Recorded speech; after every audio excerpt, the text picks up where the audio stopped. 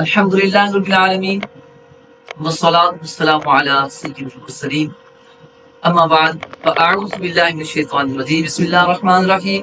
ناظرین کرام، آج ایک نئے مسئلے کے ساتھ میں ہوں آپ کا خادم محمد احمد رضا حنفی، اور آج جو مسئلہ بیان کرنے آیا ہوں وہ ہے قربانی کے بارے میں، کہ ایسا جانور جس کے خصیے ختم کر دیے گئے ہوں، اس کو خصی کر دیا گیا ہو، تو اس کی قربانی جائز ہوگی یا نہیں ہوگی۔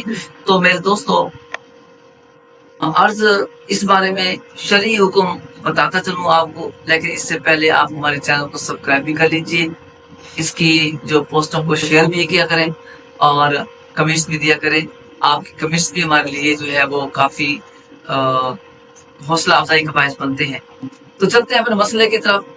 پہلی بات تو یہ ہے کہ خصی جانور کی قربانی کرنا عزل شرع جائز، بلکہ حدیث پاک سے ثابت ہے۔ سنن دارمی کے اندر، ابن ماجہ کے اندر یہ روایت موجود ہے کہ نبی کریم صلی اللہ تعالی علیہ وسلم نے عید کے دن 2 سینگ والے مینڈے اور خصی مینڈے قربان کیے۔ 2 سینگ والے اور خصی مینڈے قربان کیے۔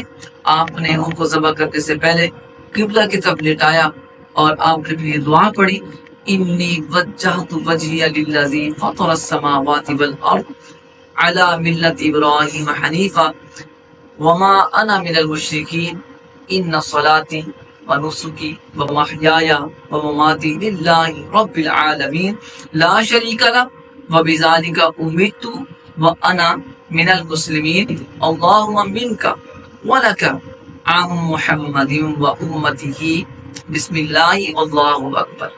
تو گویا کہ حدیث پاک سے ہی ثابت ہو گیا کہ آقا صلی اللہ تعالی علیہ وسلم نے جو ہے خصی جانور کی قربانی کی ہے۔ اب یہ ہے کہ خصی کرتے وقت اگر جو اس کے خصیت ہیں تو کاٹ دیے گئے، پھوڑ دیے گئے، لیکن ساتھ ہی اگر کوئی اس طرح بڑا ہو گیا اس کا عضو تناسل بھی کٹ گیا، اگرچہ کہ عضو تناسل بھی کٹ جائے تب بھی قربانی جائے۔ تو یاد رکھیے، قربانی کے جانور میں ایک مقصد یہ بھی ہوتا ہے کہ اس کا جو جانور جو ہو وہ فربا ہو، اس کا گوشت عمدہ ہو، اعلیٰ ہو۔ تو جو خصی جانور ہوتا ہے اس کا گوشت بڑا عمدہ اور اعلیٰ ہوتا ہے، اس لیے بھی خصی جانور کرنا بغیر خصی جانور سے بہتر ہوتا ہے، اعلیٰ ہوتا ہے۔ تو خصی جانور کی قربانی غیر خصی جانور کی قربانی سے اعلیٰ ہوتی ہے، عمدہ ہوتی ہے۔ تو خصی جانور کی قربانی میں شرعاً کوئی کباہت نہیں، بلکہ زیادہ بہتر ہے، عمدہ ہے، حدیث سے ثابت ہے، کرنے میں حرج نہیں ہے۔ اللہ تعالیٰ میں عمل کی توفیق عطا فرمائے۔ قربانی کیجئے، شوق سے کیجئے اور شرعی احکامات کے تحت کیجئے۔ السلام علیکم ورحمۃ اللہ وبرکاتہ۔